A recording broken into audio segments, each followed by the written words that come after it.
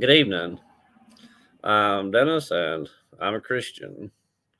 This evening I'll be reading 2 Corinthians chapter 9. 2 Corinthians 9. Now concerning the ministering to the saints, it is superfluous for me to write to you, for I know your willingness, about which I boast of you to the Macedonians, that Achaia was ready a year ago, and your zeal has stirred up the majority.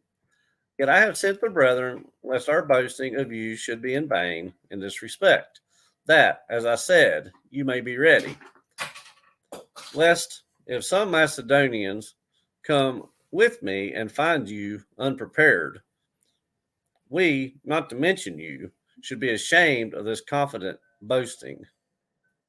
Therefore, I thought it necessary to exhort the brethren to go to you ahead of time and prepare your generous gift beforehand, which you had previously promised, that it may be ready as a matter of generosity and not as a grudging obligation.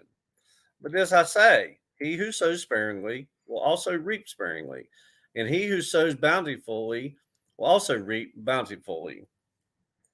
So let each one give as he purposes in his heart, not grudgingly or of necessity, for God loves a cheerful giver. And God is able to make all grace abound towards you, that you, always having all sufficiency in all things, may have abundance for every good work, as is written. He has dispersed abroad, he has given to the poor, his righteousness endures forever.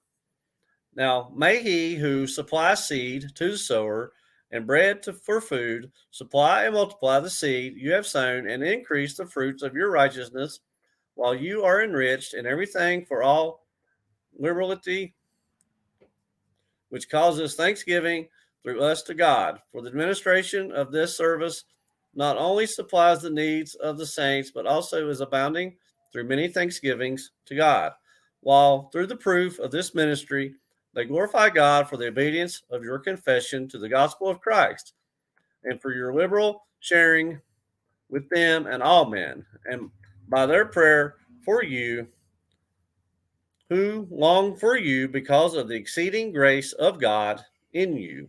Thanks be to God for his indescribable gift. That was 2 Corinthians chapter 9, 2 Corinthians 9, reading from the New King James Version.